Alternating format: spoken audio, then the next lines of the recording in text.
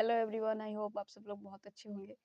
तो अभी 2 दिन पहले मेरा एक बहुत ही बड़ा काम कंप्लीट हुआ है। मेरा जो डॉक्यूमेंट था 10th क्लास का, उसमें मेरे पापा के नाम में कुछ इशू था। तो हम उसको सुधार करवाने का बहुत दिन से कोशिश कर रहे थे। इनफैक्ट लगभग 1.5 साल लग गए उसमें। अभी 2 दिन पहले वो ठीक होके आया है। तो हम आपके साथ मतलब बताना चाहते हैं कि क्या प्रोसेस है। एक्चुअली इतना टाइम इसलिए लगा क्योंकि हमको उसका कंप्लीट प्रोसेस नहीं पता था। जब भी जाते थे बोर्ड ऑफिस, वो लोग बोलते थे आपकी इस चीज़ की कमी है, आप पहले इसको कंप्लीट करके आइए। इस चीज़ की कमी है, इसको आप पहले कंप्लीट करके आइए। इस वजह से काफ़ी ज़्यादा भाग-दौड़ करना पड़ा और उसमें ये एक बहुत ही लेंदी प्रोसेस हो गया था। फाइनली वो कंप्लीट हो गया। तो हो सकता है कि ये सेम इशू आप में से किसी को हो, तो शायद मेरे इस वीडियो के थ्रू आप लोग की थोड़ी हेल्प हो जाए और शायद टाइम बच जाए, इतना टाइम ना लगे। तो इसके लिए मैं आपको बताती हूँ। देखिए, इशू 2 होते हैं, एक मेजर, एक माइनर। मेजर इशू ये है कि मान लीजिए आपके 10th वाले रजिस्ट्रेशन में, क्योंकि हम अपना 10th का ठीक कराए हैं, तो हम 10th के डॉक्यूमेंट से ही रिलेटेड आपको बता रहे हैं। 10th वाले डॉक्यूमेंट्स में मान लीजिए आपके रजिस्ट्रेशन में आपने ठीक नाम लिखा है, लेकिन फाइनल जो मार्कशीट होता है या फिर जो मेन वाला डॉक्यूमेंट्स होता है उसमें कुछ एरर हो गया हो, पापा का सरनेम मिसिंग हो या फिर कुछ उसमें ऐड हो गया हो, ऐसा कुछ। तो उसके लिए वो हो गया एक मेजर इशू। अब मान लीजिए कि बस पापा का नाम कुछ और है, लेकिन उन लोगों ने गलती से कुछ और टाइप कर दिया, तो ये आता है एक माइनर इशू के अंदर, मतलब क्या बोले, हाँ, माइनर इशू के अंदर। तो पहले हम मेजर की बात करेंगे। मेजर इशू के लिए प्रोसेस क्या है? आपके जिस जिस भी डॉक्यूमेंट में गलती है, आप उस सारे का कॉपी निकलवाइए। आपने जिस भी स्कूल से 10th पास आउट किया है वहाँ जाइए, वहाँ की जो प्रिंसिपल मैम या सर जो भी हैं, उनसे आप अपना सारा डॉक्यूमेंट वेरीफाई करवा लीजिए।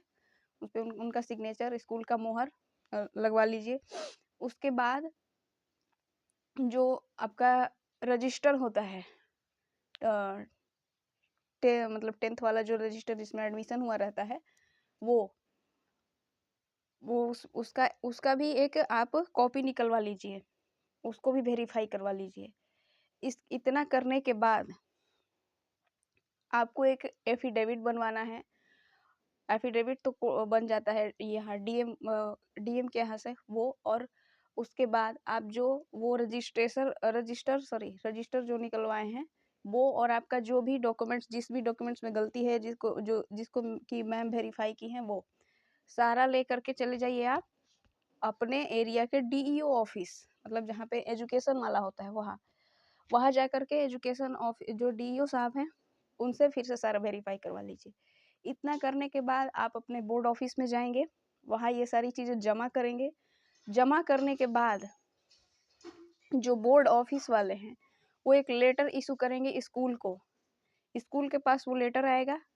उसके बाद स्कूल के तरफ से कोई आपके साथ वो रजिस्टर, जो आपका एडमिशन वाला रजिस्टर है, वो लेकर के जाएंगे वहाँ पे बोर्ड ऑफिस में। बोर्ड ऑफिस में जाने के बाद वो लोग वेरीफाई करेंगे आपका सब कुछ ठीक है। वो बस ओरिजिनल वाला ही मतलब देखते हैं रजिस्टर वेरीफाई करने के लिए। हालांकि आपके साथ पहले में वेरीफाइड उसकी एक कॉपी रहती है जमा करते टाइम, लेकिन फिर भी उसके बिहाफ पे ही वो लोग लेटर इशू करते हैं। उसके बाद ओरिजिनल वाले से वेरीफाई करके आपको आपका मतलब जितना आप जिस तरह का आपका इशू होगा उस हिसाब से आपके पैसे लगेंगे। फिर आपका एक चालान कटेगा।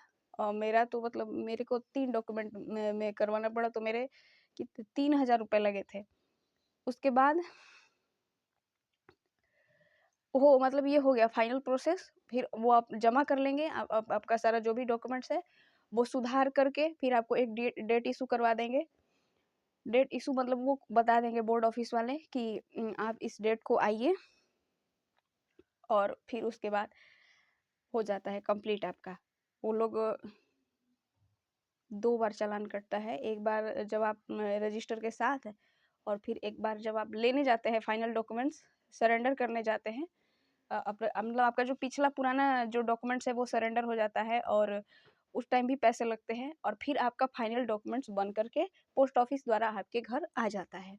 ये था मेजर के लिए। माइनर के लिए क्या करना होता है, माइनर के लिए आपको रजिस्टर की नीड नहीं होती है।